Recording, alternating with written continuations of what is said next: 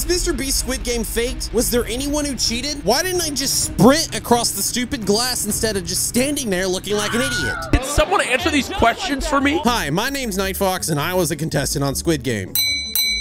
Basically, what I'm saying is, I know what happened behind the scenes because I was there. I scoured the internet and found some of the most asked questions from popular YouTubers and viewers alike. This video will answer them. Let's get started. There was a news article and various YouTube videos going around stating that Mr. Beast Squid Game was faked. Let me address these rumors head on. There is no way this game was faked. The money was real, got paid the day the video was released, the contestants were real, some were just switched around to mimic the numbers of the show, and the sets were mostly real.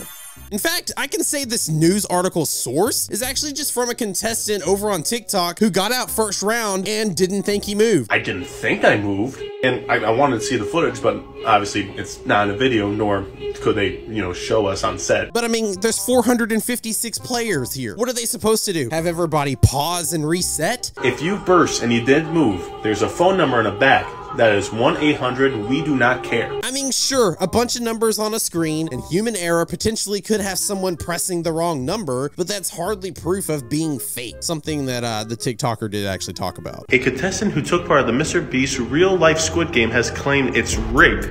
I never said it was rigged. And since we are on the subject of red light, green light, how do they spot everyone? Above us were 60 motion sensing cameras tied to a big monitor station in the back with a bunch of people watching it. Then on top of that, there were like 60 guards along the wall watching us as well. As soon as anyone saw any movement, their number was tapped.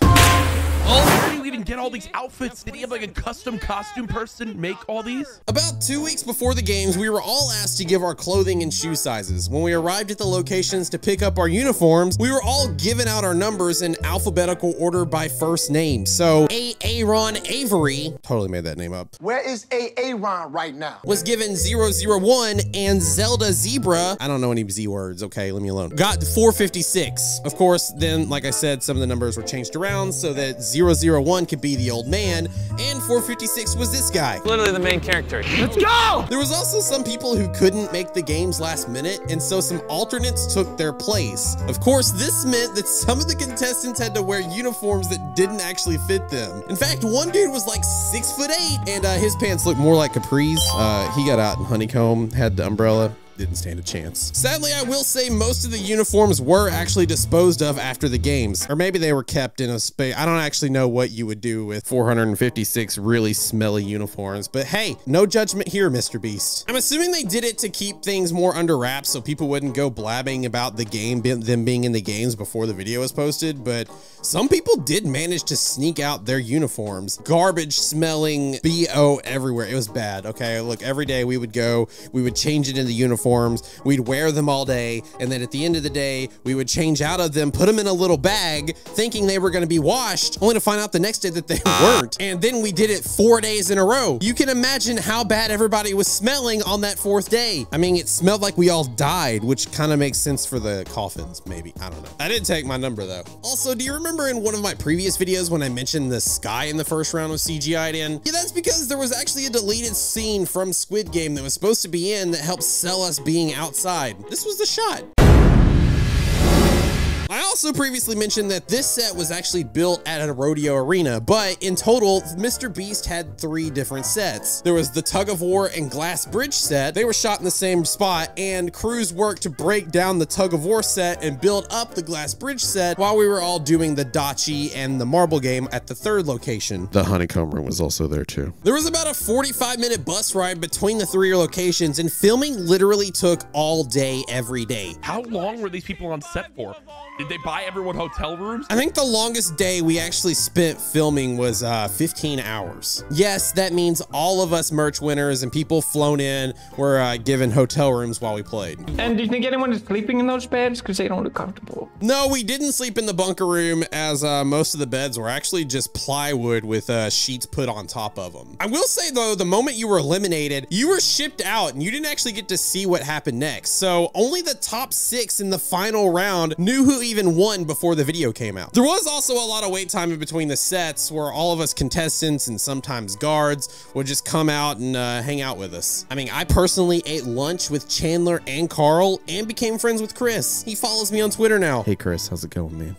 Speaking of lunch, they did actually provide us food all day, every day, and I actually still have one of my Beast Bucks, where basically you would give this to one of the caterers who was there, and you would get it in exchange for food. So, hey, anybody want a Beast Buck? The type of food we had Starbucks, we had Hibachi, we had Olive Garden, Chick-fil-A, you know, that sort of stuff. And also, while we're on the subject for in-between sets, this is also the point where I saw most of the YouTubers who were there in the games. I think to keep things more in line with the show, though, Mr. Beast wanted to keep everyone participating to be completely random, which is why most of the YouTubers chosen were guards. And I'm just a weird outlier. I was chosen because I bought this shirt, and it was probably done accidentally because they chose me before knowing who I was. So yeah, every popular YouTuber there was a guard. I mean, there was Albert/Flamingo. Fundy was there. Karios, however you say his name, dude who plays Brawl Stars all the time. He was there. Carl, of course. Ranboo showed up, and a few others that I can't name off the top of my head. A lot of the guards actually didn't take their mask off, so hey, you know, maybe Dream was there. In the Honeycomb game, a lot of people were asking about licking the candy or switching lines when they found out which shape they were. An easy way to cheat in this one is to simply move to another line, because there was never really any perfect lines. Listen, they had cameras in this room too, and also had guards lined against the wall, specifically watching for those trying to jump lines. They said if they caught anyone doing so, they would be eliminated, and all of us just thought it was better not to risk it. Also, upon completing our cookie, we had to actually show it to someone on a table outside the door to the set to confirm that it was indeed finished. Anyone who dropped their cookie on the way out the door or ate it would be eliminated, even if they completed it successfully inside the set. This also meant that we couldn't fake say it was together by like holding up two broken pieces, or what one person tried to do was put gum on the back of the candy to make it hold in place. Yeah, and as for the licking, Just suck on it and you're good. I mean, it was done, but it was nasty. So much spit was involved, and I think they actually tried to discourage it by putting alum on the back of the candy itself. You know alum. It's a substance used for sour candy. It's very bitter, and when you eat it just by itself, it don't taste great. I also got a few questions about the tug-of-war game. First off, there were two all-girl teams, and they went against each other. In fact, most of the matchups, while they were random, they did end up being pretty even. Also, the team that said no girls allowed, They're just gonna get the strongest. Oh my god, they're doing the no girls allowed. Canceled. they lost. Are they actually going up? What did they fall and die? I'm too dumb for this. No, we were actually only like 4 feet up. You see the bottom of the foam pit? That's where the ground really was. In fact, the team that actually did the CGI work for this video actually made a video of their own, and it's crazy awesome to see how they did everything. I recommend you watching that after this video. Weirdly, not many people wanted to know anything about the marble game, but the glass bridge is a very hot topic. So many people wanted to know what the glass bridge was made out of, what was at the bottom, why didn't I push someone or just run across instead of just standing there. Look at this, look at y'all. See how long you waiting? No! Bro! This would be me right here, bro. Look. Playing hopscotch, bro. Bro, be playing hopscotch, man. Bro, you got enough time to just dip, man. You know what I mean? Just keep on moving. All right, calm down, Skippy. Believe me, that's exactly what I wanted to do too. We weren't allowed to. You know, pushing anyone for any reasons was an immediate disqualification. And not just for this game, but like for every game. Safety was always one of their top concerns. That's also why I looked like this when I went down. I mean, it's no secret, I was one of the bigger people left. I'm not even sure I was short enough to fit inside the coffins at the end. But basically, they asked everyone, including me, to put our hands out in front of us after jumping so the metal frame wouldn't hit us on the way down should we fall. Yes, that means the glass bridge was a metal one controlled by hydraulics and could hold up to 2,000 pounds each, which is why the set immediately didn't break when there was like 50 million people on one square. We couldn't just skip across because there was a delay in the hydraulics. So when we jumped on a square, someone off screen actually had to give us the go ahead before we moved again. That's why you see everybody waiting after we jumped. When we did fall though, we actually did fall into a foam pit, but it was only like 3 feet down. I actually had to squat or else you would still see half of my body when I fell through. Hey man, I basically just played an awesome stuntman,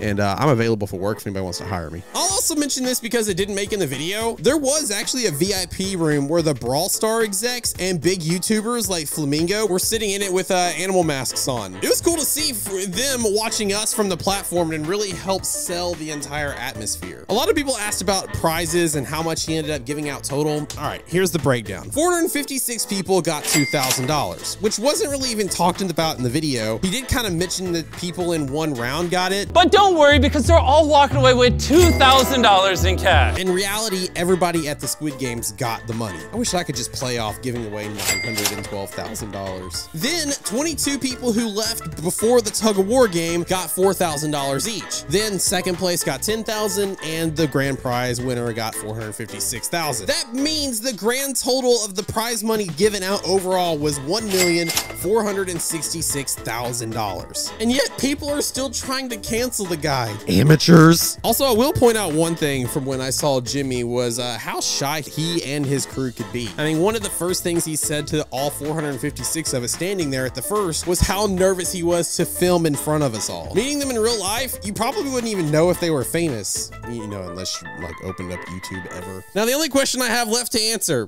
was there any cheating? Man, I honestly thought about not even answering. I kind of went back and forth on it.